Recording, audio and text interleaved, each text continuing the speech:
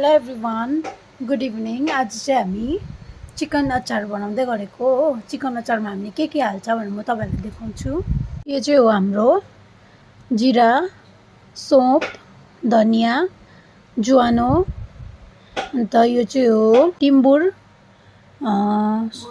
मरिच, तोरी, अन्त चाहिँ यहाँ चाहिँ छ सुक्खा खोर्सानी। अहिले चाहिँ यहाँ चिकन काटिदिनु हुँदैछ हो। यहाँ चाहिँ यत्रो बनाइदिनु भएछ।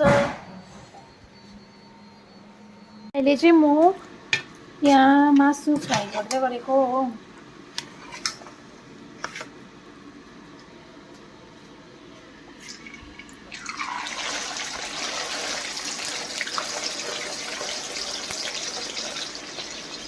को मसला चाहिँ भुटेर पिसिसक्यो। अन्त यहाँ चाहिँ छ सुक्खा खोर्सानी पनि पिसिसक्यो। यो चाहिँ हो अदुवा अब फ्राई गर्न आँटेको। यो चाहिँ अघि मासु फ्राई गरेकै कराई हो। यसमै म चाहिँ अदुवा भुट्नु आँटेको। फ्राई गरेको मासु चाहिँ यति भयो। कति बेसी थियो हो, 2 केजी मासु चाहिँ। अदुवा चाहिँ यतिको भइसक्यो। अब चाहिँ म खोर्सानी हाल्दै गरेको।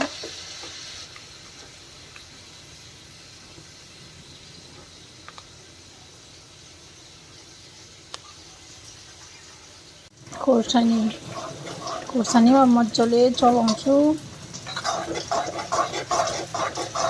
अब चाहिँ यसमा मसला हाल्नुपर्छ अघिको। अब चाहिँ यो हाल्न आँटेको अघिको पिसेको मसला।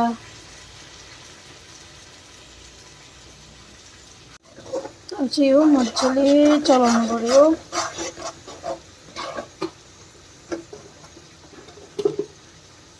यो खोर्सानी चाहिँ अलिक मिन भएछ, तर केही छैन, घरमै खाने त हो। म गान्तोक लान्छु, अन्त दिदी भेनालाई गान्तोक अलिकति, त्यहाँदेखि घरमा अलिकति पुग्छ। अब चाहिँ मासु हाल्दै गरेको चिकन।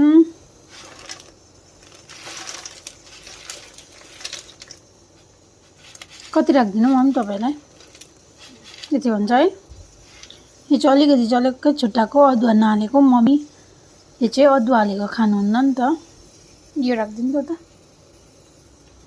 चलाउँ मजाले। अब